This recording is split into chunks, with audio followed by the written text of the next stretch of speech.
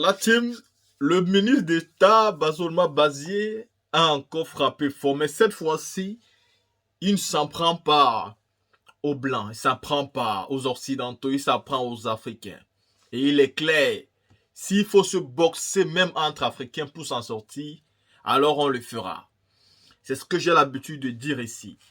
Il est bien d'accuser les Occidentaux, mais un bon responsable se doit de savoir que lui-même, il fait partie des causes du problème qu'il arrive. Et nous, les Africains, nous sommes en grande partie responsables, je l'ai déjà dit. La première responsabilité que nous avons, c'est que jusqu'à présent, nous ne savons pas exactement quel président choisir pour mettre à la tête de nos États. Et de deux, très peu de personnes parmi nous en âge de voter s'inscrivent dans les listes électorales. Ça veut dire vous avez même souvent des personnes qui manifestent la victoire d'un candidat qu'ils aiment bien et pourtant ils n'ont même pas participé au jeu électoral, donc ils n'ont même pas voté. Vous avez des personnes qui ont déjà l'âge de voter, mais qui ne s'inscrivent pas et qui ne votent pas, qui ne participent donc pas et qui ne font pas leur devoir de citoyen. À côté de ça, quand on finit de choisir les dirigeants, vous avez les dirigeants qui ne font jamais ce pourquoi ils ont été votés. Les dirigeants qui sont censés protéger le peuple sont ceux-là même qui non seulement bâillonnent déjà le peuple eux-mêmes, mais vendent toutes les richesses du peuple aussi facilement. Vous avez des dirigeants comme Bazoum qui avait dit dans le passé lui-même, président de la République du Niger à l'époque, Bazoum avait dit que l'armée nigérienne était incapable de battre les terroristes, incapable de battre les rebelles. Bazoum, alors qu'il était président de la République, il a dit que les terroristes sont mieux armés, mieux outillés, mieux entraînés que l'armée nigérienne et donc ces terroristes-là avaient plus de chances de gagner face à l'armée nigérienne et dont la seule solution était de négocier. C'est lui le président. Ici, c'est la faute de qui? C'est la faute de nous. On me dira, c'est parce que oui, il est manipulé, mais c'est parce que celui-là nous a trahis. Mais c'est un Africain. Il ne faut pas l'oublier. Ceux qui nous trahissent sont aussi des nôtres. Ce sont des Africains qui ont décidé de nous trahir. Et donc, c'est de notre responsabilité aussi. Quand on parle de l'Union africaine, est-ce que vous voyez l'Union africaine prendre vraiment son rôle à cœur? Est-ce que vous voyez l'Union africaine prendre ses responsabilités quand les Africains sont malmenés, quand les Africains sont maltraités, quand les Africains sont insultés, quand les Africains sont dénigrés partout? L'Union africaine s'en fout. On peut tuer les Africains n'importe où, dans n'importe quel pays. L'Union africaine s'en fout. Et c'est là le véritable problème. Voilà où le ministre d'État, Bazouma Bazier, est clair. Il dit s'il faut se boxer entre Africains aujourd'hui, pour que l'Afrique arrête de mourir, pour que l'Afrique arrête c'est-à-dire de descendre dans les fins fonds, hein, c'est-à-dire dans les dernières positions qui puissent exister, alors on va se boxer. Mais on ne va plus regarder certains vieillards, certains loubards, certains blancs déguisés en noir venir nous déstabiliser sans que nous fassions quelque chose. La team, c'est honteux. Dans le discours du président Ibrahim Traoré, hier, nous avons écouté comme il disait. Il y a des pays qui refusent de leur donner l'électricité, voulant comme ça créer la révolte dans le peuple, mais le peuple ne manifeste pas. Et en retour, ils sont obligés d'augmenter les prix d'électricité dans leur pays et pour rendre donc la vie de leur population difficile. Les mêmes populations créées, faisaient ici allusion à Alassane Ouattara, qui augmente les prix d'électricité dans son pays et pourtant il refuse de vendre l'électricité au Burkina, au Mali. Et pourtant, ce n'est pas donné gratuitement, c'est acheté. Mais il faut ça pour faire fonctionner l'économie du pays. Mais Alassane Ouattara, lui, parce qu'il a des problèmes avec des personnes, il arrête clairement de les vendre et il se contente tout simplement de faire payer cher à ses propres citoyens. C'est pas normal. La team, écoutons ici les sorties du ministre d'État, Bazouma Bazier. Merci bien, notre chef de mission, le ministre d'État à la Défense.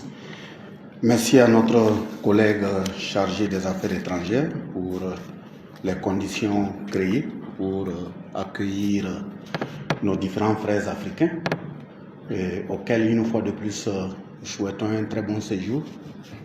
En m'appuyant sur les propos du responsable de la délégation, qui sont des propos touchants dans son mot introductif. Il a dit qu'ils sont accueillis sur une terre hospitalière du Burkina. Ce n'est pas un mot sans contenu.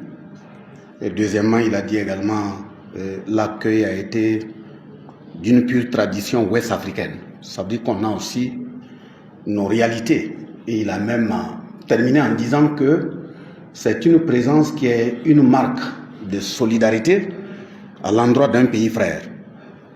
J'avoue que ce sont des mots assez touchants. Et des mots assez touchants qui vont dans le sens véritablement de la disponibilité, de la sincérité, de la vérité. Et c'est ça qui caractérise aussi l'Africain. Si on enlève ces éléments de contenu en lui, ce n'est pas un Africain. On aura quelqu'un de peint en noir, mais le contenu n'est pas africain. Dans la mesure où justement, si on doit se dire la vérité, on doit être sincère. J'avoue qu'on est en diplomatie, c'est vrai. On est dans une salle de diplomatie, c'est vrai. Mais moi, ça m'a touché un peu quand on dit chaque fois ça va se passer à huis clos. Ce sont ces huis clos-là qui nous amènent aussi les situations qu'on n'arrive pas à traverser. Quand on doit être dans un environnement, on doit se dire la vérité là. Il n'y a plus de huis clos. Parce que ceux qui sont tués ne sont pas tués à huis clos. Il aurait fallu laisser la presse. Des moments, si on doit se rentrer dedans, on se rentre dedans. C'est pour construire, c'est ça aussi l'Afrique.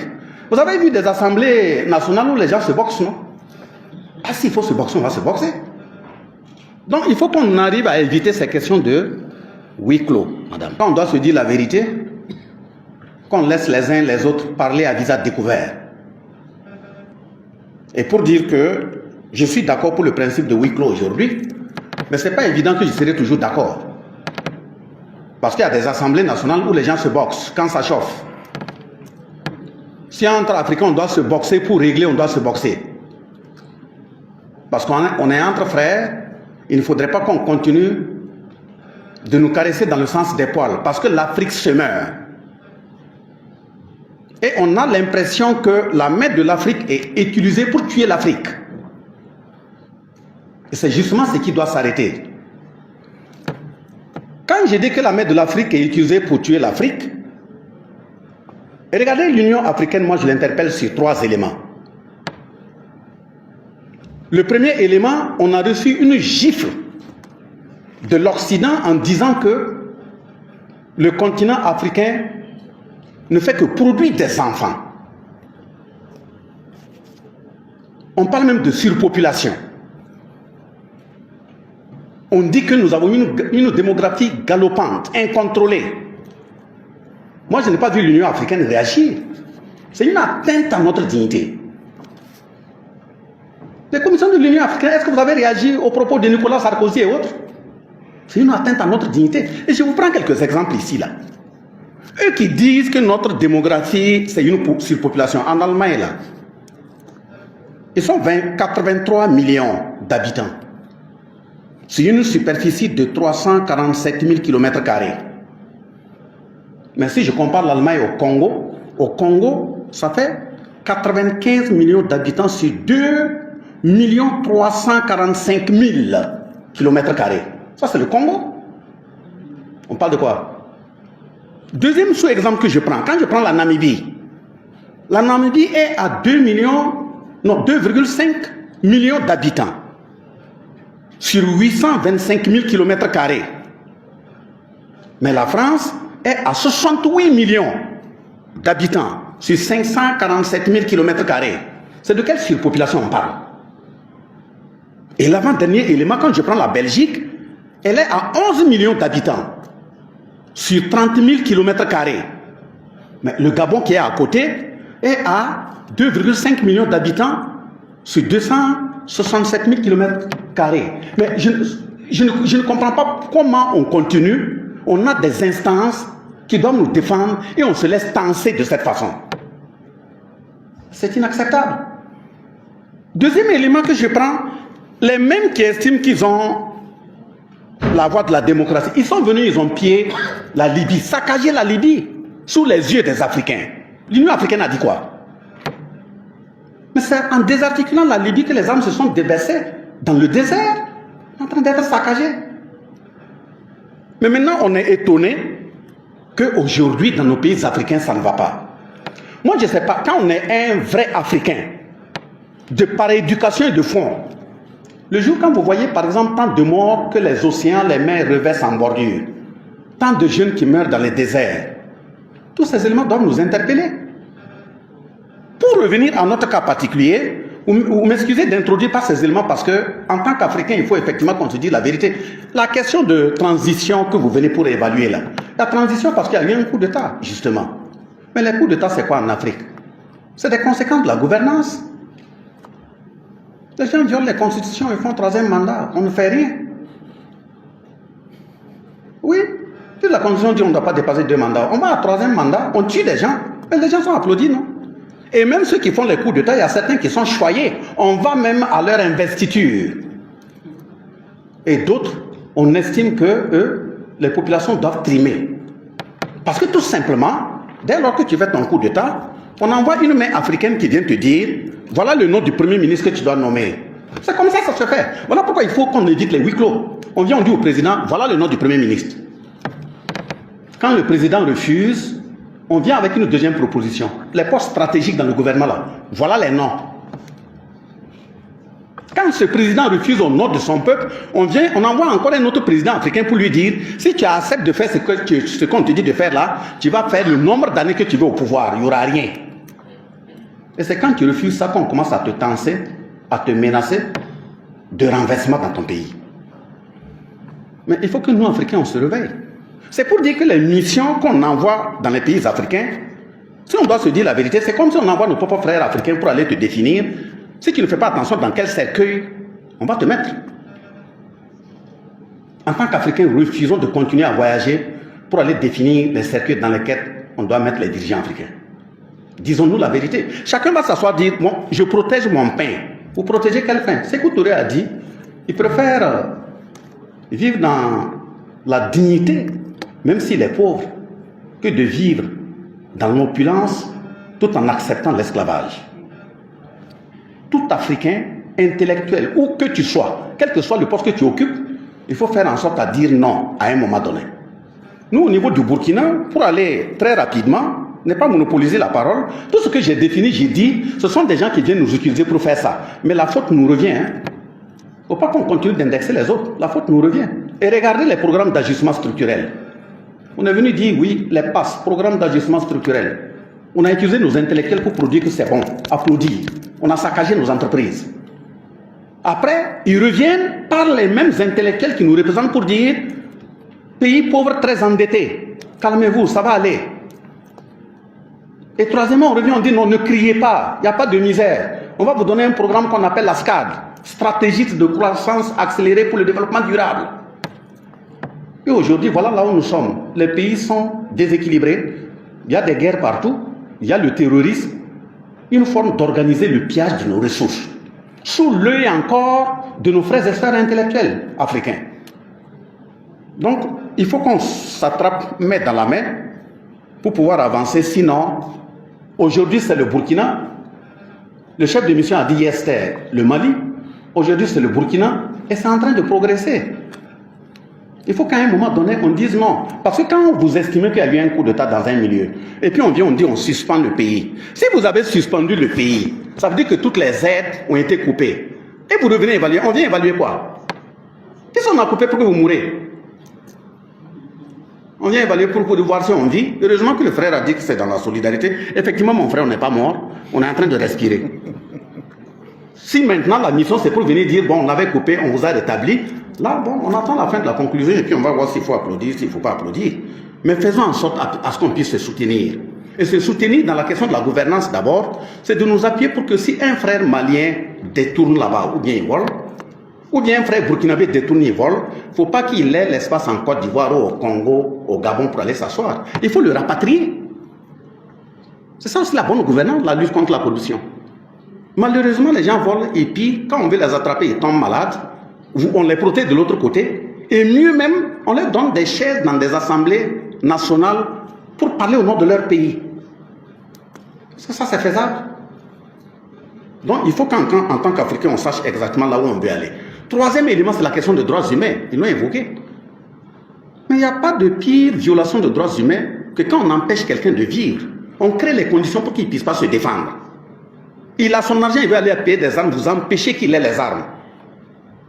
Tous les moyens qu'on devait lui permettre de s'occuper de ces populations, vous bloquez tout. Et en même temps, vous voulez parler de droits humains. Il veut les droits humains, il veut les moyens pour protéger les populations, on lui bloque tout. Et quand il y a des massacres, on est le premier à dire oui, il faut aller vérifier, voir pourquoi et comment les gens sont morts. Quand on voit que le peuple veut se redresser, on commence à menacer pour dire il y a la Cour pénale internationale. Mais la Cour pénale internationale, depuis qu'elle est là, l'Union africaine a dit quoi?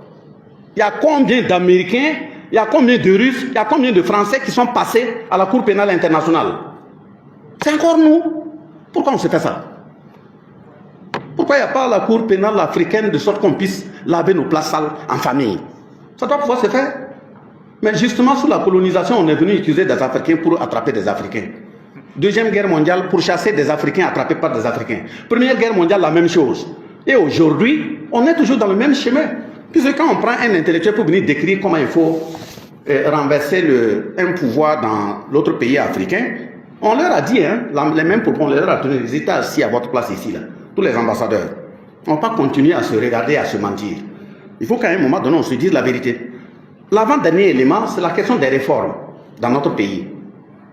Si c'est la mauvaise gouvernance qui nous a conduit dans ça, et qu'on est dans une période de transition, il faut qu'on fasse en sorte à réformer profondément, pour qu'on ait des piliers solides. Et les réformes, là, ça commence par notre Constitution.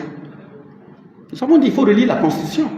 Quand vous parcourez nos constitutions pratiquement là, en les comparant là, c'est à la virgule presque les mêmes constitutions.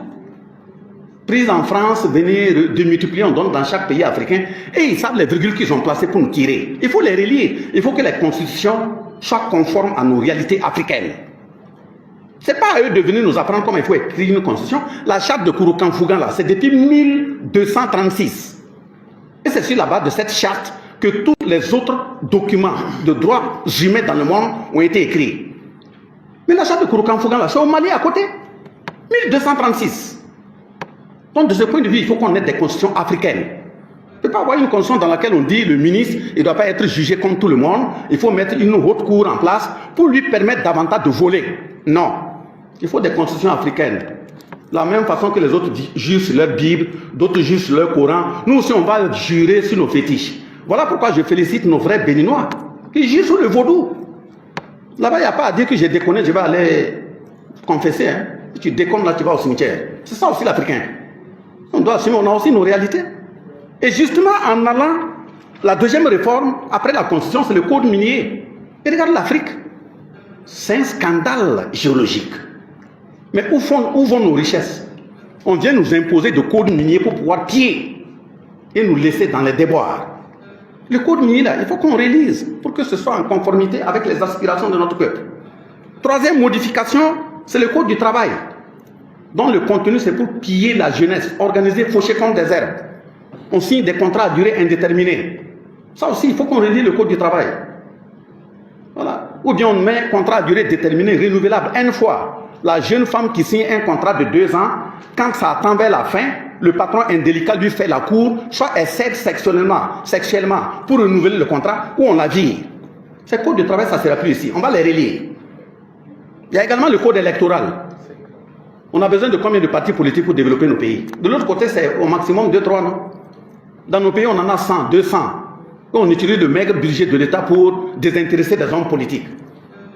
Des gens qui constituent maintenant les partis politiques comme des boutiques pour vivre. On ne peut pas développer un pays comme ça.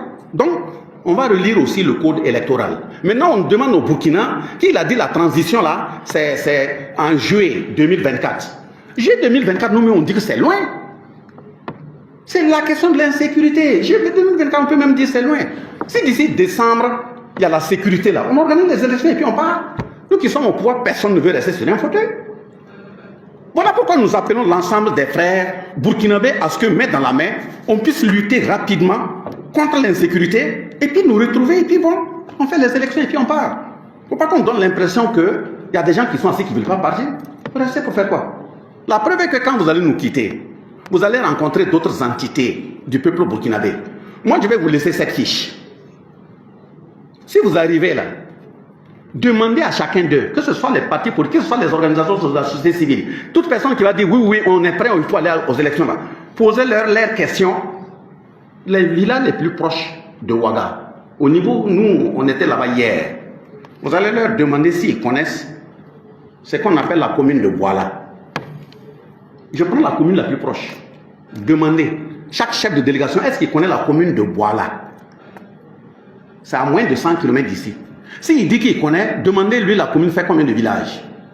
Ça fait 16 villages. Dans ces 16 villages-là, il y a eu 23 attaques, 46 morts. Si vous demandez à certains chefs politiques, ils vont venir vous dire oui, il faut aller aux élections, on est prêt là. Ils ne connaissent même pas ça. On va se précipiter et dire oui, élection. Et quand on va tuer quelqu'un à quelques centaines de mètres ici, c'est la communauté internationale qui va se lever pour dire qu'on ne protège pas les hommes politiques. Et le frère Cissé au Mali là, paix à son âme, Léo. Donc de ce point de vue, c'est pas qu'on ne veut pas aller à des élections.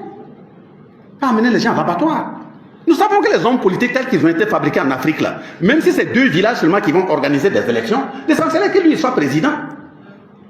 Pour gérer des injonctions qu'on va lui envoyer. On ne peut pas gérer notre pays comme ça. Et je dis qu'il faudrait que nous, Africains, on puisse se regarder en face et se dire la vérité et éviter que nous soyons ceux qu'on va utiliser pour courir derrière nos frères africains attrapés, attachés, donnés. Qu'on ait le courage. Que ce soit l'Union africaine, que ce soit la CEDEAO, il ne faudrait pas qu'il y ait des mains invisibles qui nous disent ce qu'on a à faire. En tout cas, le peuple burkinabé dit grandement merci à l'ensemble des peuples du monde qui sont dressés pour l'accompagner. Quand on a fermé les frontières maliennes ici, nous on est restés ici, on a dit tous les frères maliens qui sont sur le territoire burkinabé, qui n'arrivent pas à prendre l'avion, qui n'arrivent pas à rentrer parce que les frontières sont fermées là, on est prêt à les accueillir. On est prêt à les héberger et à les nourrir. Mais en ce moment, il n'y a pas encore eu un coup d'État ici.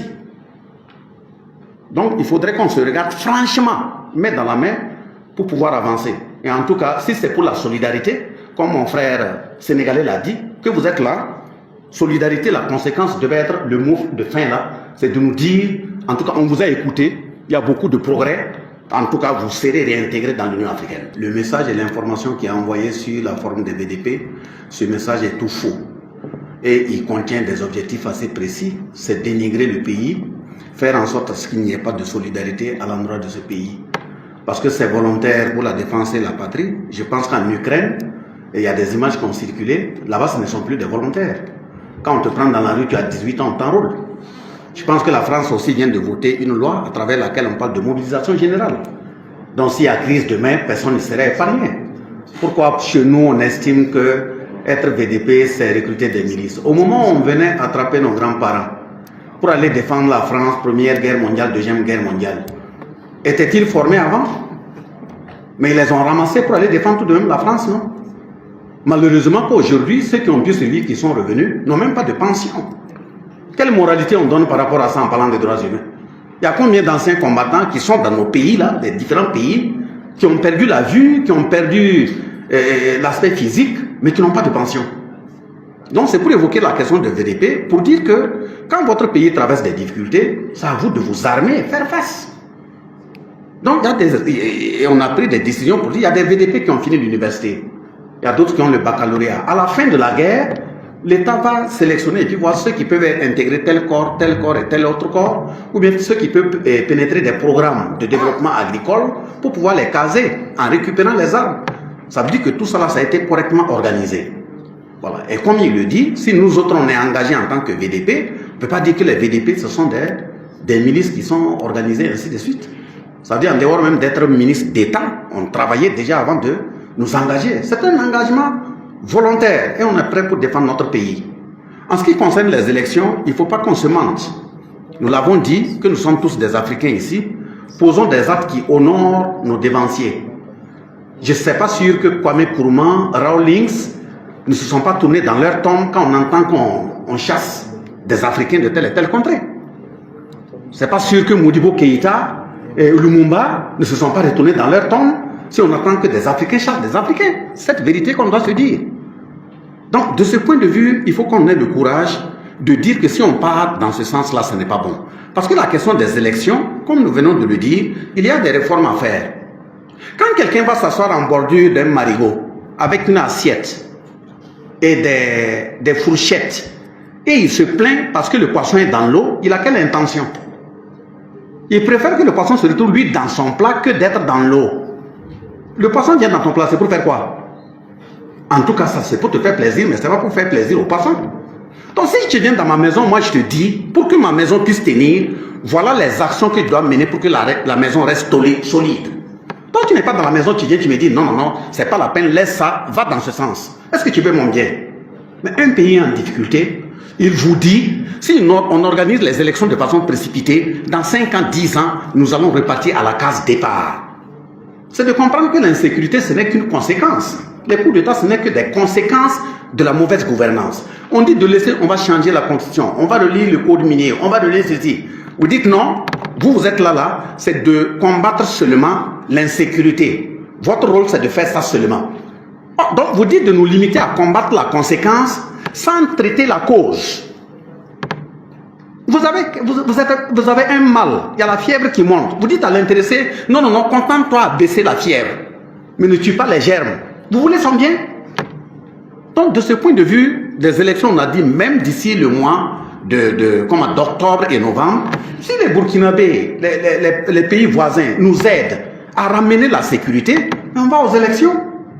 Vous voyez, on commence à distiller des fausses informations en disant mais, que les dirigeants disent qu'ils ne veulent pas faire des élections parce qu'il y a l'insécurité, quand en même temps ils parlent de référendum. Aucun des dirigeants n'a parlé de référendum.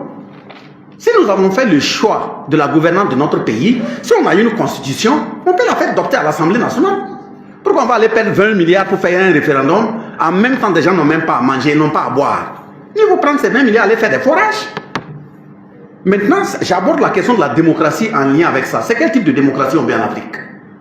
Que les gens viennent nous dire que ce qu'eux ils font comme démocratie là c'est bien. Quand on vient me dire que la démocratie c'est de permettre à un garçon de se marier à un garçon, c'est ça la démocratie. De permettre à une femme de se marier à une femme, c'est ça la démocratie. De permettre à ce qu'on aille prendre des enfants pour gérer, pourtant ils refusent eux-mêmes de se marier entre sexes opposés. Non, la démocratie c'est pas la tenue des élections. La démocratie c'est le fonctionnement normal des institutions. Que ce soit en période électorale ou non électorale, si les institutions fonctionnent correctement, c'est ça la démocratie. Sinon on va se précipiter, ceux qui sont plongés dans les crimes économiques, c'est eux qu'on va enlever, mais ils seront des répondants de l'extérieur et non de leur peuple. Donc il faut qu'on pose le débat et qu'on se dise correctement la vérité. La question de l'amunissement, on ne va pas vous mentir, et nous on a fait un communiqué pour féliciter le peuple frère malien et dire qu'on est solidaire avec lui. Ah ça c'est clair, hein. Parce que toutes les forces étrangères qui sont versées au Mali, là, il y avait combien de drones? Il y avait combien de chars? Il y avait combien de militaires? Malgré tout ça, l'insécurité s'approche de Bamako. L'insécurité s'approche de Ouagadougou. Des gens qui dans les airs, même une aiguille par terre, là, on peut les voir. Et vous ne pouvez pas voir des terroristes, des centaines, 300 alignés. Quand même, le partenariat, c'est aussi la sincérité. Autant donc partir. Donc c'est pour dire que quand on dit oui, est-ce que s'ils partent, il n'y aura pas l'insécurité également? Quel est notre point de vue? Notre point de vue, le Mali a décidé qu'il est capable de se prendre en charge. Et nous sommes d'accord avec ce choix. Nous assumons également ce choix. C'est dans ce sens qu'on doit aller. Tous ceux qui estiment qu'ils doivent accompagner les peuples africains, c'est depuis les années 1960 qu'ils sont là. S'ils devaient nous aider pour qu'on se développe là, on ne serait pas ici. C'est les mêmes qui disent oui, nos armées ne sont pas bien formées, nos armées ne sont pas bien équipées. Voilà pourquoi ils ne veulent pas partir. Maintenant, on prend les moyens pour chercher l'équipement, vous bloquez. Donc, vous ne voulez pas qu'on se forme bien. Vous dites que les armées ne sont pas bien formées. Tous les programmes de formation de nos militaires, vous mettez fin à ça. Mais les armées vont se former comment? Donc, de ce point de vue, si tu ne viens pas pour m'aider, il faut partir. Mais peut-être qu'il se peut qu'on souffre. Mais à la fin de cette souffrance-là, ça sera aussi notre liberté. Et la liberté et l'indépendance ne se négocient pas. Ça s'acquiert. Même si on doit perdre la moitié de nos populations et à la fin, on sera autonome là. C'est des choix à assumer. Ça aussi, il faut qu'on le dise. Au Niger, à côté, notre peuple frère nigérien, le sol est bien riche, non? Il y a l'uranium en quantité. Mais regardez les coupures de courant au Niger. Est-ce que c'est un pays qui produit l'uranium? Mais l'uranium par où? C'est pour aller alimenter qui? Ah, c'est cette vérité qu'on doit se dire. Et on dit le Sahel là. Les gens qui viennent là-bas, c'est pas pour nous défendre. Prenez, tapez sur le net là. Vous avez les tablettes? Tapez sur le net. On a voté une loi en janvier 1957 en France pour découper la même zone saharienne là, en organisation commune des régions sahariennes. Tapez sur le même net, vous allez voir Oufoué Boigny qui se prononce sur ça. Thomas Sankara qui se prononce sur ça. Dans le même Sahel là, les quantités d'eau, de pétrole, de diamants, d'uranium qui se trouvent là, il n'y a pas ça dans le monde entier. Chacun vient s'asseoir et dire oui que lui c'est pour défendre le peuple malien, c'est pour défendre les Sahéliens. Il ne faut pas qu'on se mente. Nous aussi on sait lire les mêmes bouquins. Et le dernier élément, pour terminer par là, c'est la question de ravitaillement, les couloirs. Est-ce qu'on fabrique des armes au Burkina? Est-ce qu'on fabrique des armes au Mali? Est-ce qu'on fabrique des munitions dans ces pays? Les motos non plus. Mais ils ont permanemment des motos renouvelées. Des Kalachnikov. Comment même un président peut être fier de dire des bandits sont mieux armés même que moi, mon armée? Il y a un problème. Qui vient leur donner les armes? Donc la nuit, nos mines sont occupées, on voit des hélicoptères qui descendent, qui nourrissent qui dans les forêts là. Et mais maintenant, quand on découvre un bandit, un gros bandit politique qui est en contact avec ses djihadistes, quand on le chasse, rapidement il traverse les frontières, il est assis en Europe là-bas. Il a accès à toutes les télévisions. On l'amène même à l'Assemblée pour aller se prononcer sur son propre pays. C'est des gens qui veulent notre bien. Donc moi je termine par ça pour dire, l'Afrique doit s'assumer. Il peut arriver qu'il y ait des plaies. Il peut arriver qu'il y ait des difficultés. On n'a pas dit que nous qui sommes assis devant vous, c'est nous qui allons avoir la victoire. Mais on a tracé le chemin. Même s'il est épineux n'importe comment, on va l'emprunter. Nos enfants, nos arrière-petits-enfants viendront, si on n'a pas terminé cette lutte, ils vont poursuivre. Donc c'est ce que moi j'avais à dire, pour dire qu'on est engagé, on est ferme, on est d'accord. Tous les peuples africains qui se battent, ils ont notre soutien. Et nous disons merci à tous ceux qui nous accompagnent. Mais on ne va pas pleurnicher, hein? Nous ne pleurnichons pas. Et nous félicitons le peuple malien par rapport à sa décision sur l'amunissement. C'est lui qui veut aider, qui aide dans la sincérité. C'est lui qui ne peut pas qu'il part. On va souffrir, mais on va trouver. Merci bien, chef de mission. Je tiens à souhaiter la bienvenue à nos partenaires. Et qui dit partenaire dans ce genre de situation difficile que connaît notre pays, et dit des personnalités, des collaborateurs, j'allais dire, qui doivent comprendre ce que vous traversez, au même titre que, à l'inverse aussi, ils peuvent comprendre. Si l'autre acteur de l'autre côté traverse une situation, il nécessite une oreille attentive. Donc nous leur souhaitons un très bon séjour. Et qui parle de partenariat ou de partenaire parle de sincérité, parle de vérité, parle de cohérence dans l'action, parle de la qualité de l'écoute de l'autre qui est en face. Et parle également de soutien qui doit aller dans le sens réel des besoins de l'autre. Et si ce n'est pas dans ce sens, le partenariat peut être prononcé, mais dans le fond, ça peut être un jeu de dupes. Or, si on veut se construire, il faut qu'on ait un minimum de courage, de sincérité pour se dire ce qui va et ce qui ne va pas. Et allant dans ce sens, je pense que la situation que notre pays traverse aujourd'hui, et même beaucoup de pays africains traversent, si, il a su bien le dire, hein, si on diagnostique mal, on va aller apporter des produits qui ne soignent pas le mal, parce qu'on a mal diagnostiqué. Si on diagnostique bien aussi, il faut qu'on ait le courage de soigner ce qu'on a diagnostiqué. Pour dire qu'on traverse une période difficile qui est une conséquence de la gouvernance. Je répète, la situation que nous traversons est une conséquence de la gouvernance, à tous les niveaux. Et si on manque le coach, on peut finir avec le terrorisme armé aujourd'hui, mais demain d'autres mots sociaux peuvent paraître qui sont plus complexes et plus dangereux que ce que nous traversons, qui sont causés en conséquence au niveau des armes.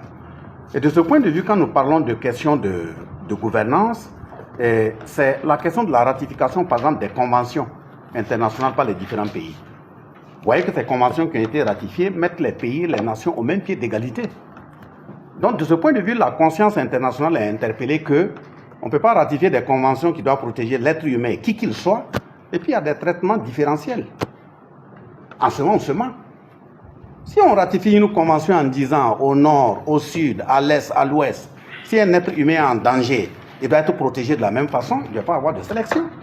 Une sélection, c'est qu'on ne se dit pas la vérité. Ce n'est pas correct.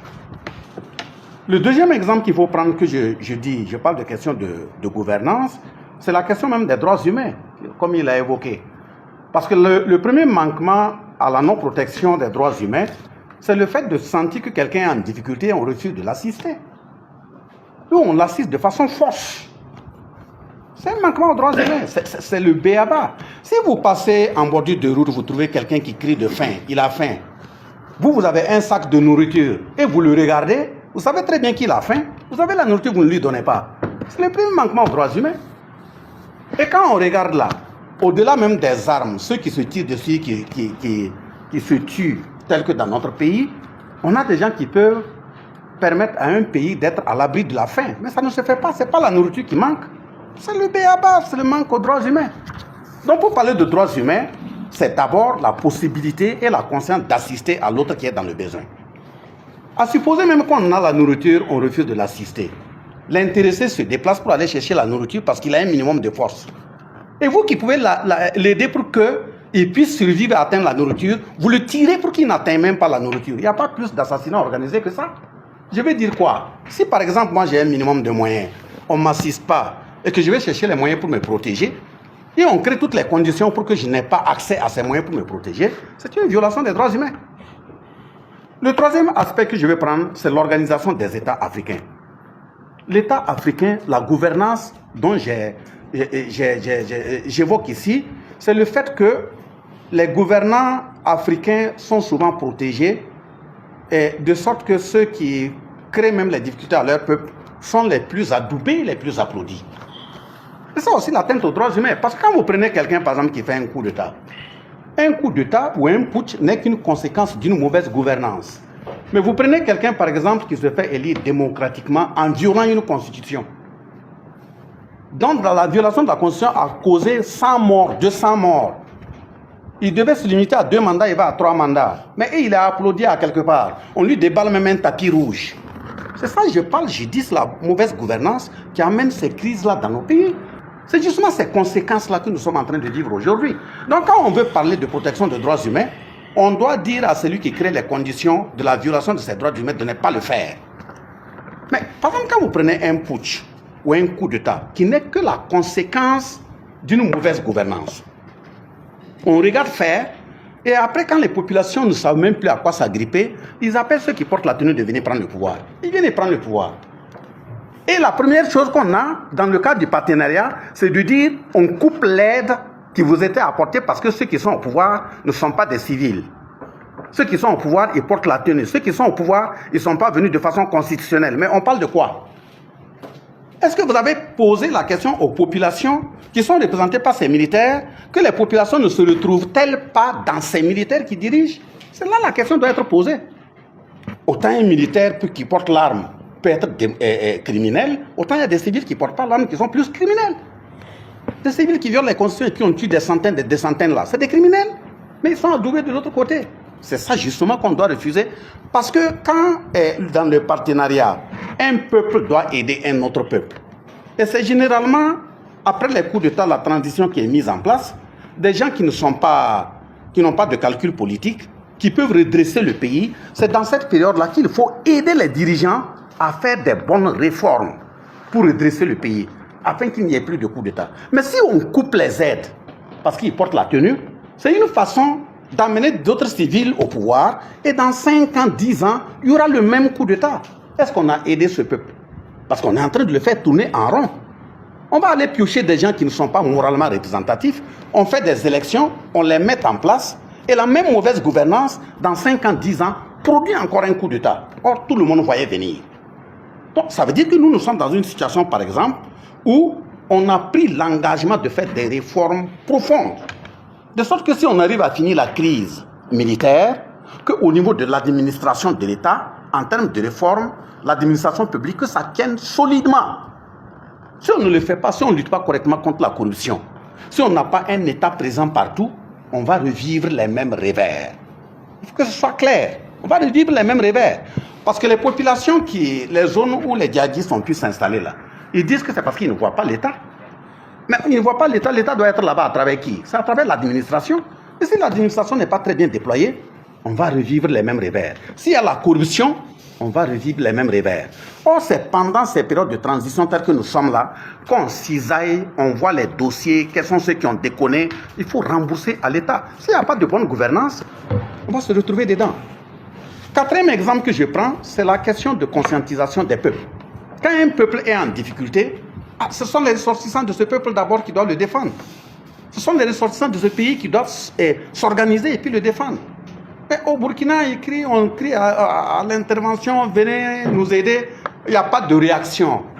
Les fils de ce même pays trouvent qu'ils sont en train d'aller au péril. Ils s'organisent de façon sacrificielle, encadrés par la gendarmerie, les militaires, la police, pour pouvoir faire face à la situation.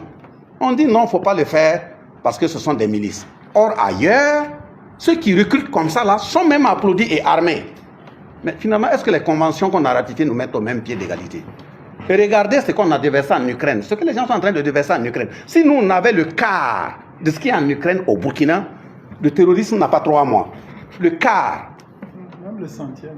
Le quart. Le terrorisme n'a pas 3 mois. Donc de l'autre côté, on dit oui, il faut les aider. On envoie des hélicoptères, on envoie des chars, on envoie des blindés. Et ici, nous, même si on demande, vous ne donnez pas, on a un minimum pour payer notre matériel. On utilise des voies diplomatiques pour bloquer ça. Vous payez un avion au Brésil, il doit être surmonté par une caméra en Allemagne. Et puis une arme en Indonésie. On paye notre appel, c'est notre argent. Et puis on utilise la voie diplomatique pour dire au pays qui doit monter la caméra là, non, faut pas monter. Le pays qui doit monter l'arme là, non, ne montez pas. Et en même temps, on crie défense aux droits humains. De quels droits humains on parle? Parce que dès lors qu'on veut défendre la vie, on dit, donnez-nous les moyens pour qu'on empêche les gens de mourir. Vous dites, il n'y a pas les moyens. Mais maintenant, quand on les tue, on a maintenant les moyens pour venir contrôler, faire les enquêtes, voir comment ils sont morts. Est-ce que c'est sérieux ça? Il y a un problème, vous n'avez pas les moyens pour sauver la vie de quelqu'un, vous avez les moyens pour aller voir pourquoi il est mort. Or, vous savez très bien que s'il n'y a pas les moyens pour le protéger, il va mourir. Le 5e élément, quand je parle de réforme, c'est la Constitution. On dit on va relire notre Constitution, mettre des bonnes valeurs à l'intérieur avant d'aller à des élections. Mais regardez comment les politiciens parlent. On vient, on vous dit oui, ici il n'y a pas la démocratie parce que les activités politiques sont suspendues. Et même ce qui est très grave, vous permettez à certains qui ont pris une autorisation pour aller se soigner, ils deviennent subitement guéris, vous leur donnez des chaises dans les assemblées nationales pour parler de leur pays. Est-ce que chez nous ça se fait comme ça? Imaginez par exemple quelqu'un qui va quitter l'Espagne. Il dit il vient, il y a un médicament au Burkina pour venir se soigner. Pour les mêmes droits humains, vous lui permettez qu'il vienne se soigner. Il se soigne au Burkina. Est-ce que nous, notre président peut l'autoriser d'aller à l'Assemblée, aller discuter des questions internes de l'Espagne à notre Assemblée? Pourquoi chez vous ça se fait? On fait un mandat d'arrêt, vous ne l'arrêtez pas, et puis vous permettez qu'il aille s'asseoir dans une Assemblée nationale pour parler de son pays. Il parle de quoi? C'est une façon d'attiser le feu pour qu'à l'interne, il n'ait pas la paix. Quand je parle de partenariat sincère aussi, là, c'est ça. Et encore la qualité du partenariat. Si vous êtes mon partenaire, moi je suis dans la maison là, c'est moi qui dors ici. Vous venez me dire que quand il pleut là, où est-ce que ça coule? Je vous dis, quand il pleut là, c'est ici ça coule. Mais je n'ai pas les moyens pour coller. Vous dites, bon, il y a les moyens, prends les moyens, mais ne colle pas ici, va coller là-bas. Là-bas ça coule pas. Je vous dis, c'est ici ça coule. Vous me dites d'aller coller là-bas. C'est vous qui dormez dans la maison. C'est moi qui dors dans la maison. Tu me dis, c'est ici ça coule. Donnez-moi, je vais coller ici. Si tu as un bon partenaire, donne-moi pour que je colle là où ça coule. Tu peux pas donner moi et tu me dis d'aller coller là-bas. Donc tu veux que je me noie et je meurs. Ça, c'est pas un bon partenariat. Le bon partenariat et le bon partenaire, quand je viens là, tu as un problème. Je dis oui. Où est-ce que tu souffres? J'indique là où je souffre. Et tu m'aides à soigner là où je souffre. Mais tu ne peux pas venir me donner, je dis j'ai mal à la tête. Vous me prenez un médicament qui soigne les maux de ventre. Je dis ça à la tête, j'ai mal. Vous me dites non, avale tout de même. Vous voulez me tuer? Donc si on se ment, la société là, elle a des plaies. Si on met le sparadrap dessus sans soigner la plaie, le sparadrap nouvellement il est neuf, il est beau à regarder. Mais avec le temps là, le malade va mourir. Si tout mon corps est tacheté de sang, de plaies, vous venez, vous prenez un gros boubou blanc, vous m'habillez pour qu'on applaudisse, on dit je suis guéri. Mais une semaine, revenez regarder le boubou, il sera tacheté de pu. Donc, dans le cadre du partenariat, il faut qu'on soit sincère et qu'on se dise la vérité pour qu'on puisse aller là où il faut aller. Et le dernier élément, c'est la question des PDI, et MD l'a dit.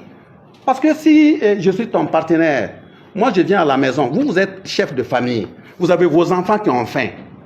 Et j'ai dit, je viens pour vous aider, pour pouvoir s'occuper de la famille. Au lieu de vous donner les moyens pour que vous organisez la famille, je rentre dans la famille, je commence à distribuer des choses aux enfants sans même te regarder. Est-ce que je ne suis pas en train de bafouer ton autorité? L'État aussi, c'est comme ça. Je ne peux pas dire que je suis un partenaire, je rentre dans un pays, je vais me promener comme je veux, donner à qui je veux. Et même tu arrives dans un village où il y a des djihadistes, tu dis non, toi, tes textes là permettent de nourrir n'importe quelle personne. Ah bon? Moi, je peux rentrer en France ou en Espagne et puis commencer à me promener comme je veux parce que je viens pour nourrir des gens. Si on ne se dit pas aussi cette vérité-là, c'est qu'on se ment. Donc, si le partenariat est sincère, s'il est propre, il faudrait qu'on se respecte à part égale. C'est ça qui est bon. Voilà. Et si, par exemple, le Burkina estime qu'il a envoyé un pour se soigner, pour le respect des droits humains, et il commence à faire du n'importe quoi là. Si on lance un mandat d'arrêt là, amenez-nous l'intéressé. C'est ça le bon partenariat. Si vous nous donnez 1 milliard tout de suite là, et puis nous on prend ça, et puis dans les 1 milliard, on détourne 900 millions, et on vient redéposer ça chez vous là-bas, attrapez-moi, venez remettre. C'est ça le bon partenariat. Mais vous venez vous donner 1 milliard, on détourne, on ramène dans les mêmes banques. Chez vous là, même quand une aiguille tombe là, vous savez. Comment moi qui ne fais rien, qui ne produis rien, un ministre d'État, parce qu'il est ministre d'État, subitement, il vient, il a 3 milliards dans un compte.